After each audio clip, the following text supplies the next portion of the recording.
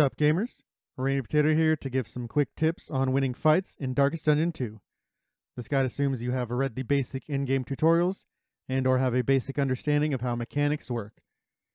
In Darkest Dungeon 2, the most important concept to understand is action economy. Action economy refers to both the number of turns each side in combat has per round, in addition to how much action each character is generating each turn. The goal at the beginning of every combat is to figure out how to obtain an action economy advantage. This means, in general, you will want to eliminate enemies one at a time, rather than randomly spreading damage across the opposing party. Once you understand this concept, you will begin every combat deciding on enemy prioritization, which enemy you will target first. Optimizing prioritization requires a deep understanding of all enemy mechanics and a thorough grasp on your own party's capabilities. Until you obtain this, however, there are a few simple steps to take to choose your target. The first is based on action economy, the concept we discussed at the beginning. At the start of every round, each hero rolls a 6-sided die, which is added to their modified speed stat, which will set the turn order for that round, discounting enemies that receive free actions. In the top right of the screen, you'll find a partial turn order, which will display 4 turns at a time. Beyond this partial order, you won't know the exact order, but you can make educated guesses based off each hero's speed. Understanding turn order makes obtaining action economy advantage a breeze. You simply take your first heroes in the turn order and use them to eliminate the next enemy to act in the turn order. You can hover the portraits on the top right to figure out exactly which enemy corresponds with that turn if there are multiples of the same enemy type. This is why speed is such a key stat. So ideal team building and item prioritization is faster DPS heroes, with or without speed modifications.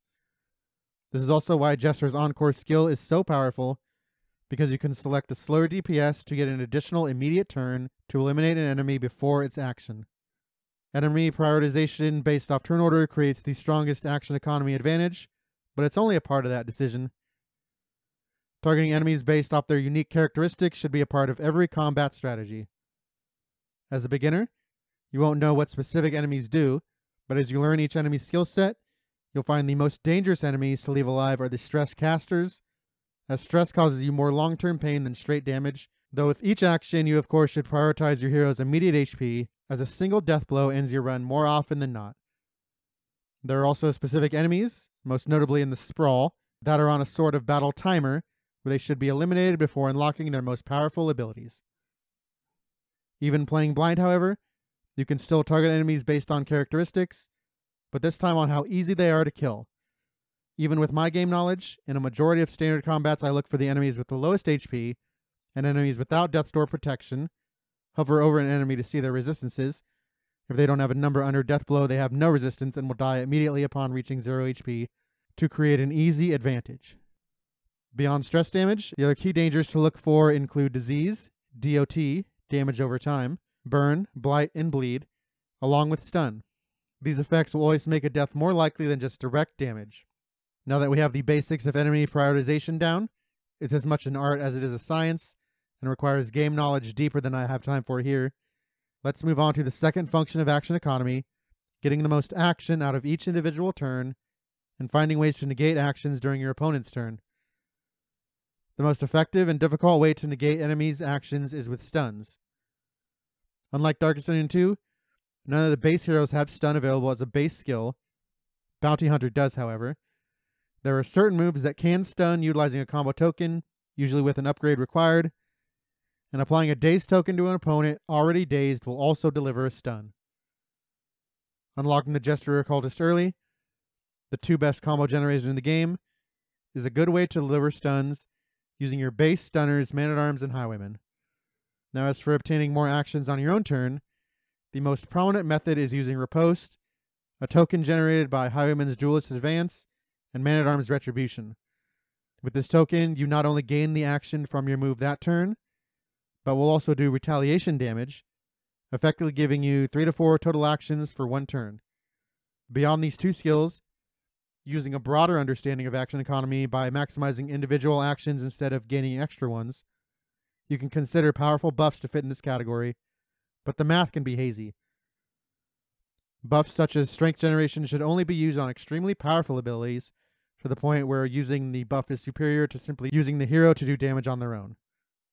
It's important to note here that the strength tokens are additive, meaning they apply the damage buff to your base damage range before modifiers. This is in contrast to superior tokens like crit and vulnerable, which are multiplicative and apply after all other buffs are added up. Early on, I suggest using each of your heroes as damage dealers instead, while you wait to unlock the most powerful attacks and learn how to manipulate the math in your favor. DOT, or damage over time effects, are also an example of action economy. These attacks usually deliver smaller or no immediate damage in exchange for damage across 3 turns at base. You'll find these attacks do more damage long term for the most part, and can allow you to basically set and forget the dotted enemy as you wait for them to perish. Remember though, the idea is still to obtain action economy advantage, so it's still superior to secure the immediate kill than the slow death, a concept called tempo, which also ties in with the buffs mentioned earlier. And finally, the major way to affect action economy, this time crippling your opponent, is through the use of tank heroes, along with general token generation.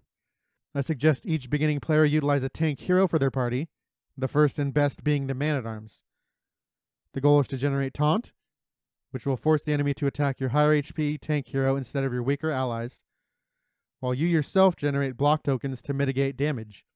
Man-at-arms Retribution skill does this, generating taunt, block on upgrade, as well as riposte tokens, making the strongest skill in the game from an action economy standpoint. Further token generation, either block or dodge, on the rest of your party is quite strong as well, generating an effective action advantage when opponents either miss or deal less damage per action.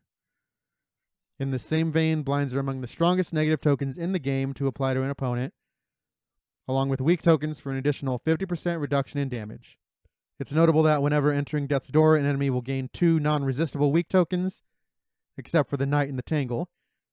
So Death's Dooring an enemy before they act, even if you can't kill them, is ideal to mitigate damage. The final tip I'll give is about stalling, a mechanic in which you delay finishing a fight well in hand in order to further heal your team. This is a pretty risky tactic for an inexperienced player, but pretty important to learn to min-max your runs and be able to survive an onslaught of combats. The most important elements to stalling are to remember and understand your HP and stress heal thresholds, if any, and your skill cooldowns. If you have an ally below an HP threshold, or above a stress threshold, or have skills of either type that don't have thresholds, then once you have reduced the enemy party to one relatively harmless enemy, i.e. they will not likely cause more damage or stress than your healing, then you can take a few turns to stall out using non-damage skills or movement to sneak a heal or 2 in. However, again, this is often risky for inexperienced players.